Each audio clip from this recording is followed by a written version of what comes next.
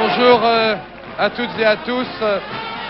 Et oui, ces chevaux que vous voyez courir, ces taureaux que vous voyez aussi dans les rues de Vendargues, c'est parce qu'aujourd'hui, en ce 20 juillet 1976, nous avons choisi de vous présenter un village de France en fête. L'actualité est là, bien sûr. Il y a ce qui s'est passé à Nice, ces 200 coffres qui ont été fracturés. C'est considéré aujourd'hui comme le plus grand casse du siècle. Nous allons en parler dans un instant avec Michel Denisot. Il y a bien sûr les Jeux Olympiques, il y a la cote des hommes politiques. Tout cela, nous le verrons dans un instant, presque immédiatement. Mais si j'ai voulu aujourd'hui consacrer cette édition de TF1 Actualité 13h à la fête à Vendargues, c'est parce que Vendargues fait partie de ces villages de France où, malgré l'été, malgré les estivants, eh bien, le village continue à vivre et c'est un village en fête et non pas des estivants en fête que vous verrez aujourd'hui. Cela fait partie un petit peu de l'image de la France au mois de juillet. Eh bien, tous ces jeunes, toute cette population qui est réunie autour de nous, nous allons passer 3 quarts d'heure avec elle, en compagnie de mon ami Jean Lafont, qui est ici, qui est l'un des hommes les plus célèbres de la région. On ne parle pas de chevaux et de taureaux sans parler de Jean Lafont. Nous recevrons également un amoureux de la région, Jean Carrière, qui sera avec nous tout à l'heure. Nous recevrons également Manitas de Plata, qui nous a fait la grande joie de venir aujourd'hui tout spécialement participer à cette édition de TF1 Actualité. Mais tout de suite, et pendant que la Peña de Lunel joue sur ces arènes de Vendargues, eh bien, je vous propose de regarder l'ensemble de l'actualité avec Michel Denisot.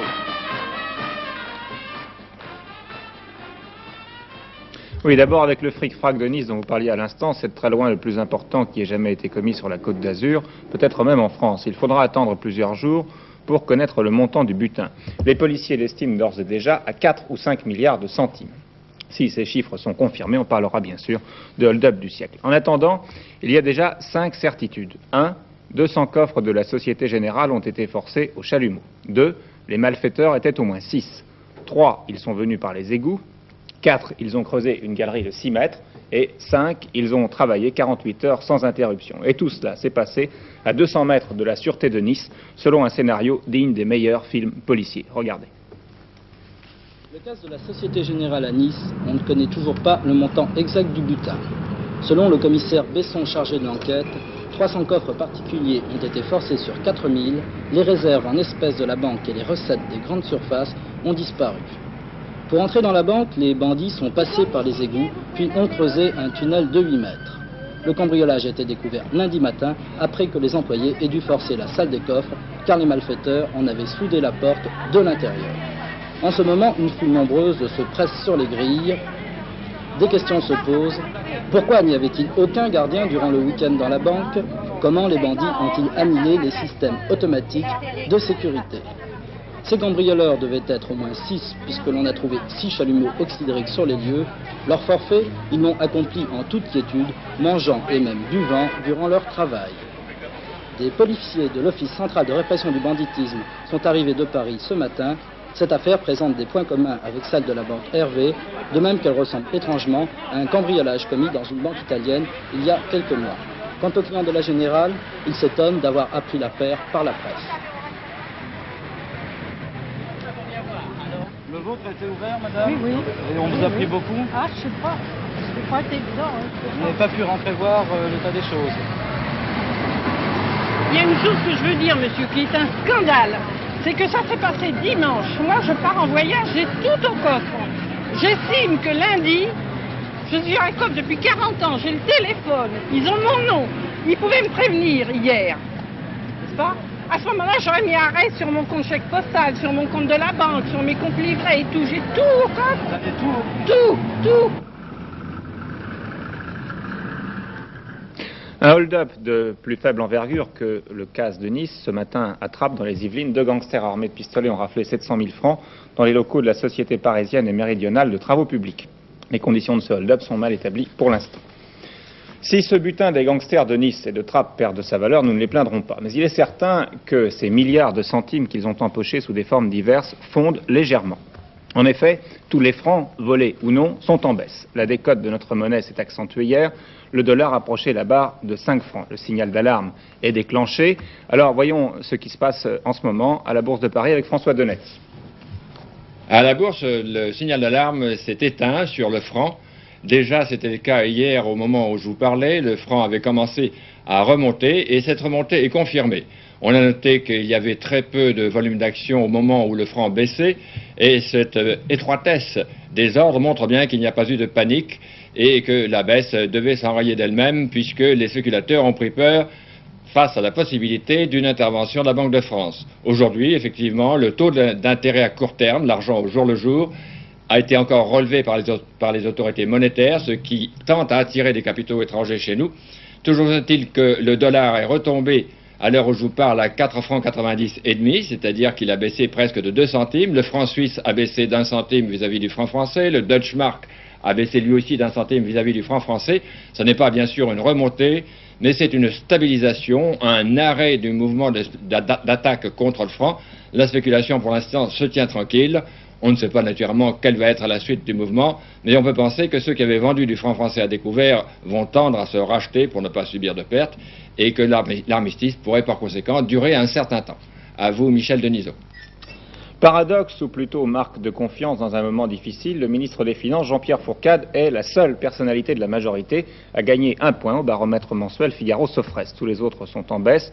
Jacques Chirac perd 1 point au classement général et 10 points au classement particulier auprès de l'électorat UDR.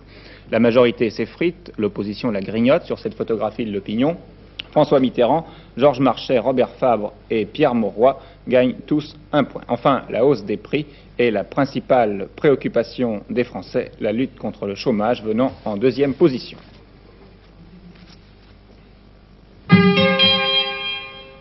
C'est dans 1 heure, à peu près 1 heure et 4 minutes, à 14h12 exactement, que Viking amarcira. En clair, la sonde américaine Viking 1 se posera sur Mars.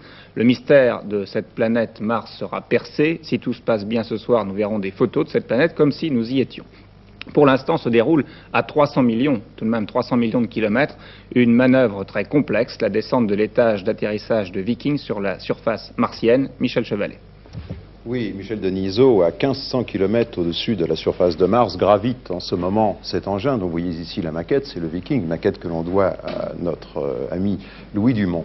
Donc les opérations de rentrée dans l'atmosphère martienne et de chute vers le sol de la planète ont donc déjà commencé. Et l'opération de, si vous voulez, l'atterrissage, puisqu'on dit atterrissage sur Mars en douceur, eh bien, se produira à 14h12 et les Américains ont mis cette fois-ci le maximum de chance de leur côté. Alors je vous propose, c'est que l'on regarde en image déjà la suite de ces opérations. Tout d'abord, de l'engin se détache une espèce de capsule. C'est dans cette capsule que se trouve le Viking, pendant que l'autre partie continue de tourner en orbite. Ensuite, pendant 20 minutes, combustion des moteurs de façon à faire décrocher l'engin de l'orbite. Et vous voyez ici la simulation au sol telle que l'ont faite les Américains. Orientation de la capsule vers le Soleil de façon à tuer les bactéries. Pas question, bien sûr, de contaminer le sol martien. Puis, à 260 km d'altitude, 16 000 à l'heure, le freinage sur l'atmosphère. Seulement, ce freinage est insuffisant. La pression à la surface de Mars n'est que le centième de celle qui existe sur Terre, d'où ouverture d'un parachute qui va ralentir l'engin jusqu'à 250 à l'heure. Ensuite, eh bien, on déploie les pieds du Viking et on va larguer le parachute de façon à ce qu'il ne recouvre pas l'engin une fois qu'il sera posé au sol. Et enfin, troisième et dernier freinage, celui avec des rétrofusées, un peu lorsque l'on s'est posé sur la Lune avec Apollo. Et là, eh bien, il y a 18 petits jets des 3 moteurs, de façon à ce que ces jets ne polluent pas le sol de la planète. Vous voyez qu'on multiplie les précautions. Et enfin, regardez, l'atterrissage, c'est-à-dire dès que le pied touche le sol, les moteurs sont coupés. Voilà donc théoriquement ce qui doit se passer à 14h12. En somme, à 14h12, sur le sol de Mars, il y aura cet engin, c'est-à-dire le Viking qui braquera vers la Terre cette antenne de façon à nous donner les premières photos. Ce qu'il faut bien voir, c'est que dans cette opération, eh bien, ce que vous venez de voir ici en animation, c'est en quelque sorte la partie la plus spectaculaire, la plus facile pour nous, mais ce n'est que la partie émergée d'un iceberg. Car après, une fois sur le sol, eh bien, pendant près de 3 mois, l'engin va faire un travail scientifique très important dont nous aurons l'occasion de reparler dès ce soir. Mais je pense que dès ce soir, nous pourrons vous montrer des gros plans et en couleur, s'il vous plaît, du panorama martien. En bref, suite du voyage officiel du président camerounais Amadou Ahidjo à Paris, il a eu un deuxième entretien à l'Élysée ce matin avec Valéry Giscard d'Estaing. Auparavant, le président camerounais était allé se recueillir à l'Arc de Triomphe sur la tombe du soldat inconnu. Et hier soir, il avait été l'hôte d'honneur d'un dîner donné à l'Élysée. Et ce soir, le président Ahidjo recevra à son tour le président de la République française.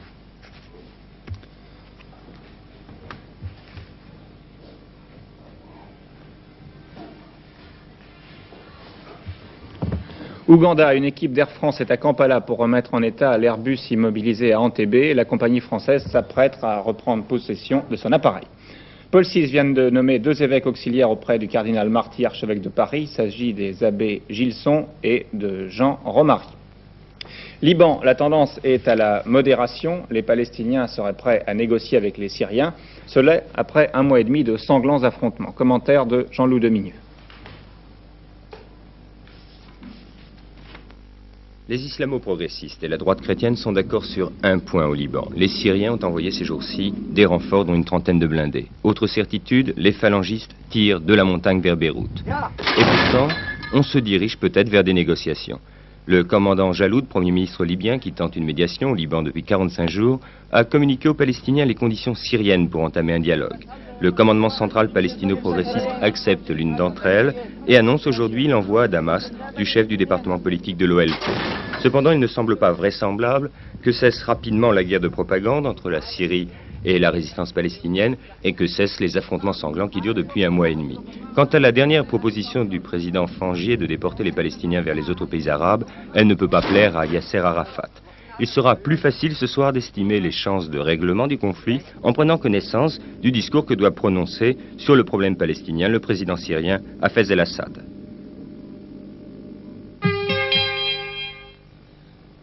Premier scandale aux Jeux Olympiques de Montréal. L'équipe du RSS du pentathlon a été disqualifiée il y a quelques heures. Motif, Boris Onyshenko est accusé d'avoir triché à l'épée. Onyshenko était le favori pour la médaille d'or. Nous allons peut-être le voir disputer et gagner le titre mondial à Londres en 1974. Si nous avons reçu les images, je pense que nous allons les avoir, nous l'entendons, le voilà. Alors, que s'est-il passé hier? Onyshenko, que l'on voit ici recevoir les médailles donc, des championnats du monde, a été disqualifié à l'issue de son combat contre le Britannique Jeremy Fox.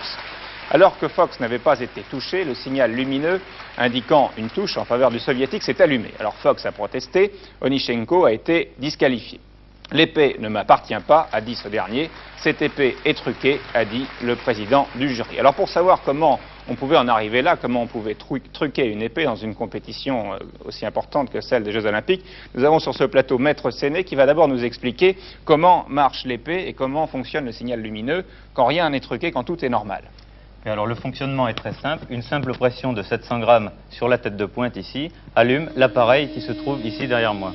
Ce qui permet de voir quel est le tireur qui est touché. Alors la moyen de tricher, si on veut, c'est de réunir ici les fils à l'intérieur, parce que les fils à l'intérieur de l'arme sont isolés. Si bien que dès que les fils sont en contact, on obtient le même résultat que si on appuie sur la tête de pointe, c'est-à-dire l'allumage de l'appareil. Il s'agit de faire un court-circuit. C'est-à-dire, oui, faire un court-circuit, c'est-à-dire qu'on réunit les 2 fils isolés à l'intérieur de la coquille. Alors, on a parlé d'engins électroniques. Je ne pense pas que d'engins électroniques, je ne pense pas qu'il y ait pour l'instant d'engins électroniques. Le principe est fort simple de réunir 2 fils. Je ne pense pas qu'il y ait eu l'usage d'appareils électroniques. Mais je suppose que les épées sont tout de même contrôlées avant les épreuves. Les épées sont contrôlées avant les épreuves.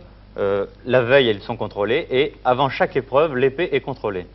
Alors, il est possible qu'on lui ait changé son arme, mais enfin, ça m'étonnerait. Vous êtes sceptique. Est-ce que c'est la première fois qu'un tel incident se produit dans une grande compétition? On a eu des cas, même parmi les Français, des cas sont arrivés, mais enfin c'est très rare. Bien, maître, je vous remercie. Revenons aux compétitions régulières avec le résumé de la dernière journée. À noter la remarquable performance de l'équipe de France de football qui a battu le Mexique par 4-1. À noter surtout, voilà, je vous demande pardon, à noter surtout la pluie de records en natation et nous allons voir les principales épreuves de cette deuxième journée des Jeux Olympiques avec Alain Schneider. À la ligne d'eau numéro 4, Cornelia Ender. À sa droite, l'américaine Shirley Babashoff, encouragée par le public. Excellent départ de l'Allemande de l'Est qui prend immédiatement la tête. À la ligne numéro 1, sa compatriote Primer est également fort bien partie. Les deux américaines Babashoff et Payton sont déjà dominées. Au 25 mètres, Ender a déjà une demi-longueur d'avance.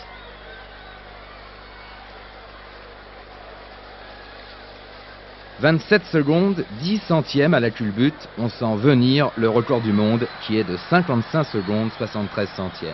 Ender n'a pas réussi son virage. Primer, tout en haut de l'écran, semble la rattraper, mais non, la supériorité de Cornelia Ender est évidente. Aux 75 mètres, elle possède une longueur d'avance. Dans quelques secondes, le record du monde va tomber, Ender va réaliser 55 secondes, 65 centièmes. Médaille d'argent pour l'autre Allemande de l'Est, Primer, médaille de bronze pour la Hollandaise Brigitta. Aucune Américaine ne montera sur le podium. Autre grand moment de cette soirée de natation, la finale du 100 mètres d'eau, messieurs. On s'attend à une lutte très serrée entre l'Allemand de l'Est Roland Matthes, 4 fois champion olympique à Mexico et à Munich, à la ligne numéro 3, et l'Américain John Naber à sa gauche, ligne numéro 4, qui a battu le record du monde de la spécialité au cours des demi-finales. En fait, le duel n'aura pas lieu. Matthes, qui a provoqué 2 faux départs, est dominé dès le début de l'épreuve par l'Américain qui irrésistiblement se détache. 26 secondes 55 aux 50 mètres, sans aucun doute, le record du monde va une nouvelle fois être battu. Il sera en fait pulvérisé. Naber va réaliser 55 secondes 49 centièmes. Derrière lui, son compatriote Roca, la ligne numéro 5, va obtenir la médaille d'argent tandis que Roland Matthes arrachera celle de bronze. À Montréal, la valse des records a commencé, les partenaires, l'Allemagne de l'Est et les États-Unis.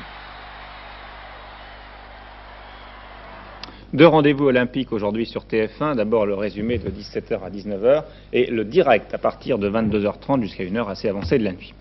La météo de ce 20 juillet, cet après-midi, temps très nuageux à couvert avec de faibles pluies au nord-ouest d'une ligne La Rochelle, Auxerre, Strasbourg. Et au sud de cette ligne, soleil avec quelques orages sur l'extrême sud-est. Demain, éclaircie sur le nord-ouest, température en baisse, brouillard matinaux sur le sud-ouest, ailleurs soleil et mistral assez fort dans la vallée du Rhône. Nous retournons à Van d'Arc dans l'Hérault, numéro minéralogique 34. Yves Mourouzi.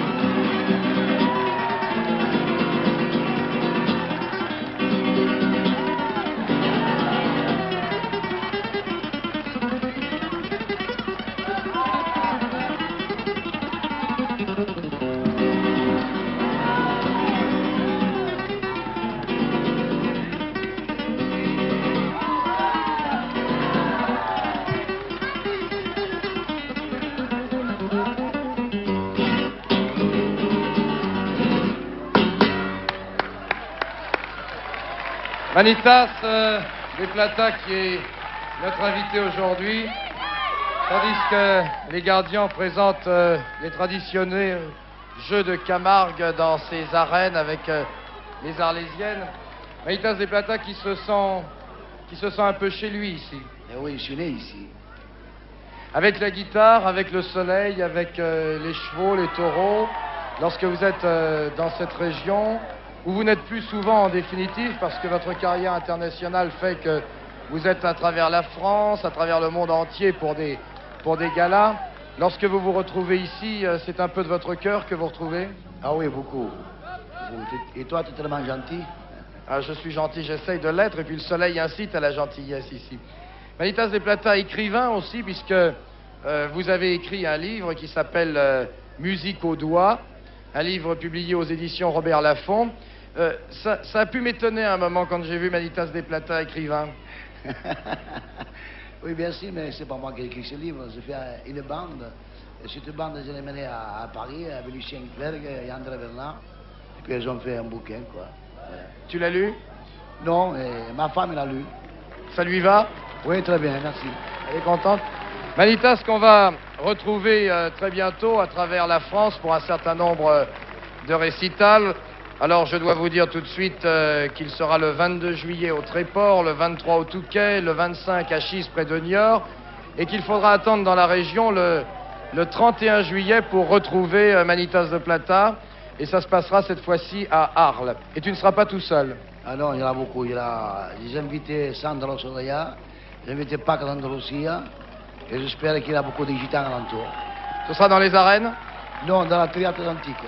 Dans le théâtre antique, le 31 juillet, donc, Manitas sera de retour en Arles. On dit en Arles ou à Arles, tu t'en fiches? Arles, je m'en fous. Il sera à Arles. On dit le cœur de la Camargue. Au cœur de la Camargue. Cette Camargue, Jean Carrière, que vous connaissez bien, puisque vous n'avez pas eu beaucoup de chemin pour venir, vous, prix Goncourt, ici même à Vendargues, pour célébrer la fête de Vendargues, car c'est une fête en définitive comme on en voit peu, parce qu'on a trop tendance à être touriste, et on oublie que la France bat au rythme de ces fêtes dans tous ces villages, partout. Et ce qu'il y a de formidable à Vendargues, c'est que, et on le découvre, et les téléspectateurs l'ont découvert dès le début de cette émission, il y a toute la population. On dit souvent les jeunes, les vieux. Ici, c'est la population d'un village qui fait la fête. C'est pour une bonne raison, c'est que ce peuple a la fête dans le sang. Et la seule chose qu'on pourrait souhaiter, c'est qu'il continue à vivre ici, qu'il ne soit pas obligé d'aller travailler ailleurs, de s'en aller, de s'exiler, pour continuer finalement à trouver le bonheur dans ce pays qui a toujours été le pays du bonheur. C'est la civilisation du bonheur, il s'agit qu'elle continue. Il y a un peintre de Vendargues qui s'appelle Monsieur Tessier, qui a peint la Camargue et qui lui a donné des couleurs, disons des couleurs assez neutres. Et pourtant le soleil est là en permanence. Oui, parce que je crois que, en fait, le soleil est un dévoreur de lumière. Et c'est très intéressant qu'un peintre voit, je crois, cette région en noir et blanc. C'est une région que j'ai toujours vue, moi, en tant qu'écrivain, noire et blanche. Une région pastel, quand même, un peu. Un petit peu pour la Camargue, peut-être, à cause des flamants roses. Jean Carrière, la fête, on en parle souvent, on la crée pour les estivants à travers les plages, à travers les casinos, à travers les différents endroits où les gens vont en vacances, et on oublie souvent la fête au cœur même de la France telle qu'elle vit. La fête au cœur même de la France, c'est peut-être ça le grand problème qui est soulevé par le tourisme. Nous sommes dans une époque où le tourisme risque de se transformer en camp de concentration. Il est déjà un peu comme ça. Je crois qu'il faudrait que les touristes se rendent compte qu'il faut apporter beaucoup de soi-même pour trouver le bonheur dans les vacances, enfin, et essayer de retourner peut-être auprès de certaines joies simples. Par exemple, je pense au tourisme à la ferme, je pense au tourisme en Lozère, je pense au tourisme chez les paysans. C'est une manière de se recycler, de retrouver les vraies valeurs et de ne pas tomber dans cette caricature de la fête, caricature du tourisme qui est souvent, malheureusement, cette espèce de migration vers le soleil, avec les autoroutes, avec toutes ces misères. En fait. Vous parliez tout à l'heure des couleurs que vous voyez en Camargue, des couleurs que vous voyez et que vous rendez à travers vos livres. Joseph Noémie Célestin et autres paysans d'Ardèche, qui est l'un de vos derniers ouvrages, est un ouvrage qui n'est pas seulement de carrière, qui est aussi d'un photographe, Michel José, car vous croyez que c'est un apport supplémentaire à la littérature, la photographie? Oui, je vais vous dire pourquoi. Parce que, en l'occurrence... J'y pense parce que Lucien Clergue a été cité tout à l'heure par notre ami Manitas. Lucien Clergue qui a lui aussi montré la Camargue, montré la vie de cette région. Parce que je vais vous dire, parce que la fiction, le roman, en fait, la fiction pure, c'est une chose qui appartient à la littérature, c'est un univers qui est presque un petit peu abstrait. Je crois qu'en l'occurrence, là, pour les paysans d'Ardèche, comme pour les paysans de Cévennes ou de Lozère, en fait, il s'agissait, en fait, de ne pas faire un livre de distraction, mais de faire presque, malheureusement, le constat d'une civilisation qui est en train de disparaître.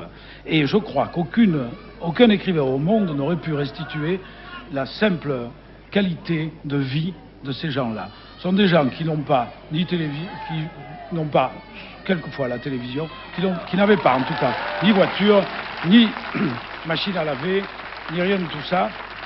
Et c'était tout simplement des gens qui étaient heureux. C'est aussi bête que ça. Ils sont en train de disparaître. Le bonheur, on le retrouvera quand même dans la caverne des pestiférés, qui sera votre prochain livre. Oui, je vous remercie de cette publicité. Mais le livre n'est pas terminé, il m'a demandé 3 ans de travail. C'est en effet le thème du bonheur, parce que je crois que le thème du bonheur est profondément enraciné dans cette région et dans ce pays. Vous êtes très différent aujourd'hui du prix Goncourt 72.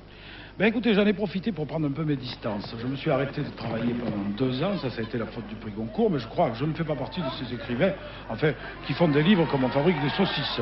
Il faut qu'un livre soit une belle aventure et une aventure de bonheur, parce qu'il s'agit encore de bonheur finalement. Et je fais partie aussi de ces gens qui, je crois, comme tous ceux qui sont ici dans ces arènes aujourd'hui, préfèrent leur passion à leurs intérêts. Moi aussi, je préfère ma passion à mes intérêts. J'aurais pu continuer à écrire des romans dans le style de L'Épervier, mais c'était plus ça qui me tentait, j'avais envie de faire autre chose.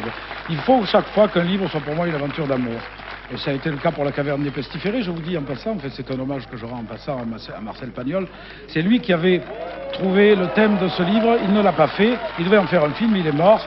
Je reprends le thème à sa place. J'espère que je serai digne. Bien, Jean Carrière, en tout cas, une région ne peut pas se concevoir en ne parlant que de ses fêtes, sans parler de sa vie quotidienne. Et la vie quotidienne ici, dans quelques semaines, ce seront les vendanges. Et les vendanges, vous le savez, l'année dernière, ont entraîné un certain nombre de problèmes, et en particulier des manifestations. Alors, où en est-on dans la région de ce côté-ci? Un reportage de Michel Denisot. Actuellement, nous sommes en train d'étudier un projet d'accord interprofessionnel, à la demande d'ailleurs du commerce. Et disons que nous sommes en train de voir à l'intérieur de la profession et dans l'interprofession ce qui peut être réalisé. Est-ce que cet accord interprofessionnel débouchera sur une amélioration? Je l'espère, quant à moi, car j'ai la conviction que ce soit du côté de la viticulture, que ce soit du côté du commerce et que ce soit du côté du gouvernement, il y a quand même une certaine bonne volonté qui semble se manifester pour qu'un accord se réalise sur des bases saines. On ne peut donc pas redouter des incidents comme ceux de l'an dernier? Vous savez, ça, les incidents sont toujours à redouter parce que les gens sont mécontents. En quelque sorte, la récolte 1975 s'est commercialisée dans des conditions extrêmement difficiles. Et par conséquent, nous sommes toujours à la veille d'événements graves. L'exaspération et la colère sont des sentiments qui, quelquefois, ne se mesurent pas. Nous en avons vu la preuve au mois de mars dernier, malheureusement. Et nous souhaitons, quant à nous, professionnels, que ces événements ne se renouvellent pas. Et dans tous les cas, il nous faut tout ce qui est dans notre domaine pour que ces événements ne se reproduisent pas à l'avenir. Voilà, je crois qu'il était nécessaire, en passant par cette région, d'évoquer quand même ce problème, car on ne peut pas l'ignorer lorsqu'on fait de l'information. Tout à l'heure, pendant que Jean Carrière parlait avec moi, que Manitas des Plata jouait et que vous avez vu l'étoile de notre ami Tessier, eh bien les gardiens tournaient et se livraient aux jeux traditionnels de la Camargue avec ses Arlésiennes. Ces gardiens, ces hommes de chevaux, vous les connaissez bien, Jean Lafont, ce sont beaucoup de jeunes, nous les avons vus tout à l'heure tourner, des jeunes qui ont la passion du cheval, la passion du taureau, ça existe toujours ici? Oui, je crois que ça existe toujours, même de plus en plus. Et ce n'est pas le nombre de vocations de gardiens qui manque. Je reçois sans année un tas de lettres de jeunes gens qui me demandent du travail et hélas, on ne peut pas tous les satisfaire. Mais est-ce que les gardiens, c'est encore, disons, un travail qui peut être rentable, passionnant d'abord? Je crois que c'est plus intéressant que rentable, mais est-ce que c'est un travail passionnant au moment où, disons, on a détruit quand même une partie de la Camargue? Eh bien, oui, on a détruit une partie de la Camargue, mais enfin, maintenant, on pense un peu à la protéger, alors je pense que ça va se stabiliser comme ça. Cet après-midi, dans ces mêmes arènes, il y aura des taureaux de Jean Lafont, puisque ce sera une course royale. Pourquoi course royale? Ah, ça, je n'ai jamais su. Tout le monde est républicain dans ce pays. C'est peut-être les taureaux qui sont les rois. Ce sont les rois. Eh bien, je vous propose tout de suite de faire entrer un taureau, ou plutôt de faire sortir un taureau. Si vous voulez bien nous jouer la sortie du taureau, maestro.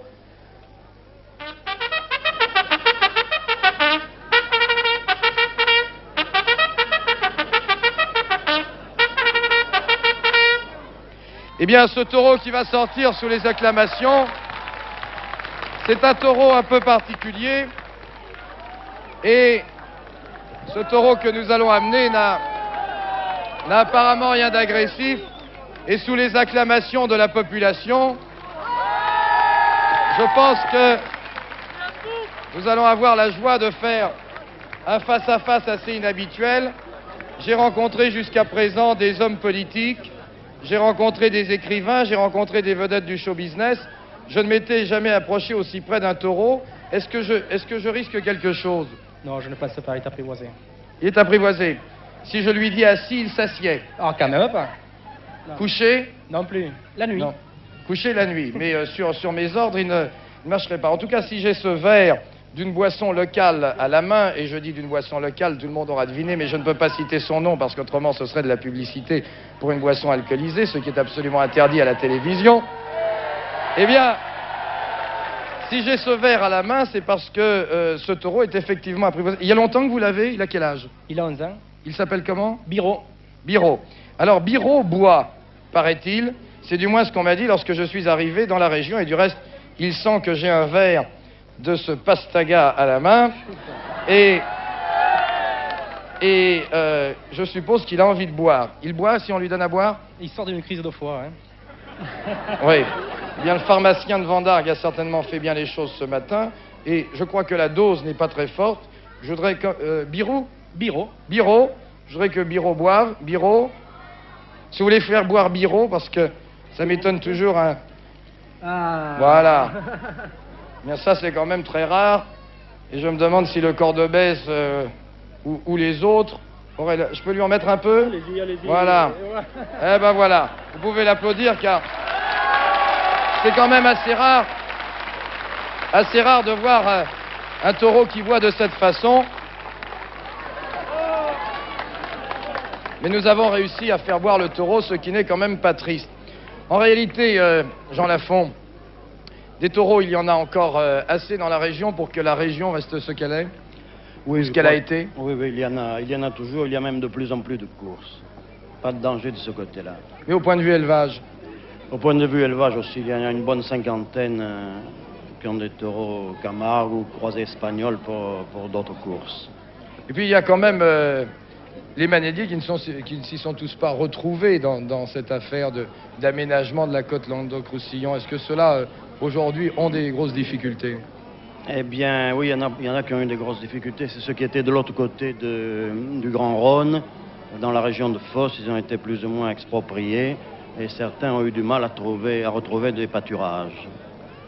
Mais enfin, on a tâché de les aider. La réserve de Camargue, qui possède certaines terres, leur en a concédé. Je pense que ça peut s'arranger avec un peu de solidarité. Un peu de solidarité et la volonté de garder quand même à la Camargue, malgré ce qui s'est passé, de garder à la Camargue son caractère et aujourd'hui de tout faire pour qu'elle reste ce qu'elle a été. Eh bien oui, tout le monde tâche de s'y mettre un peu et j'espère que ça durera. En tout cas, on ne peut pas parler de Vendargue, on ne peut pas parler de ce coin de France sans parler des taureaux. Et qui dit taureau dit automatiquement accompagnement musical. Tout à l'heure, vous avez vu au début de cette édition de TF1 Actualité la fameuse Peña de Lunel qui est toujours saluée par les ovations du public. Lunel, Lunel étant un petit village, ou plutôt un village à côté de Vendargues, qui lui aussi possède sa fête, car à peu près pendant 3 mois dans la région, on est en fête, quel que soit le temps, mais le temps est toujours très beau. De sorte que ça ne gêne personne de faire la fête, et quand la fête sera finie à Vendargues, on ira la faire à côté. La Peña de Lunel va se remettre au travail dans un instant, car nous allons annoncer la sortie quand même d'une bête de ce toril, une bête foudroyante, je suis sûr, mais comme je n'ai absolument pas la capacité du speaker habituel, pour faire les annonces, je laisserai à mon ami Jackie, qui se trouve à la tribune de la direction, le soin d'annoncer dans un instant le moment qui va suivre, car il est bien évident que là, en particulier les gens qui sont derrière la barrière, comme moi, risquent beaucoup, et on ne sait jamais ce qui peut arriver, mais qui dit fête dans un village tel que Vendargues ne peut dire que fête avec les taureaux cet après-midi, mais tout de suite, je crois que nous avons 2 spécimens à vous présenter. Alors, si vous voulez bien lancer l'opération sortie du taureau et entrée des toréadors.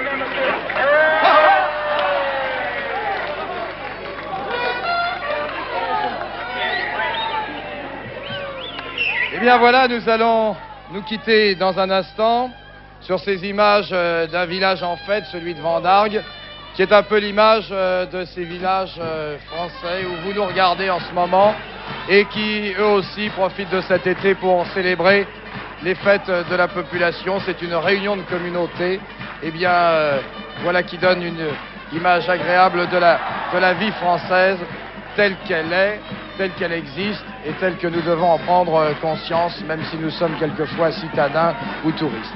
Il me reste à vous dire au revoir à toutes et à tous. Nous allons nous quitter, mais auparavant, eh bien, François Donati, vous qui êtes à la bourse, parez pour la corrida. Il est bien dommage que Biro ne vienne pas faire un tour ici autour de la Corbeille, parce que le taureau, vous le savez peut-être, est le symbole de la hausse en bourse. Et aujourd'hui, en bourse, ce n'est pas la hausse, c'est plutôt le léger effritement qui succède à la légère hausse d'hier. La hausse du franc, pourtant, fait bonne impression, mais comme elle s'accompagne d'un relèvement des taux d'intérêt, il est assez normal que les opérateurs hésitent à acheter des valeurs françaises en se demandant si cette hausse des taux d'intérêt ne va pas freiner l'expansion et entraîner un risque de stagnation. Il y a tout de même des exceptions par rapport à cette baisse. BSN Gervais-Danone monte de 3 francs, mais c'est surtout Michelin qui fait une hausse importante aujourd'hui de 18 francs. Michelin, sur lequel la revue américaine Business Week vient de publier une étude très favorable montrant que les chances de Michelin sur le marché américain vis-à-vis des grands concurrents que sont Goodyear et Firestone sont intactes et même très grandes. Pour le reste, il y a la baisse des mines d'or qui est spectaculaire. West-Driefontein, par exemple, à 98 francs, perd plus de 3%. Et nous verrons tout à l'heure que cela est dû à une chute brutale des cours de l'or.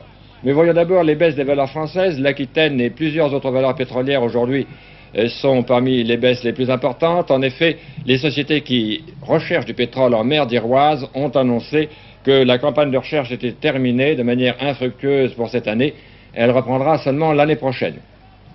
D'autres nouvelles, au contraire, sont plus favorables, en particulier en ce qui concerne Pernod Ricard, et qui, aux boissons, monte sensiblement aujourd'hui, et sur certaines valeurs de construction électrique comme la SAT et l'Alstom, alors qu'au contraire, Moulinex et d'autres valeurs de ce compartiment sont en baisse. Il y a donc une irrégularité incontestable aujourd'hui à la Bourse de Paris.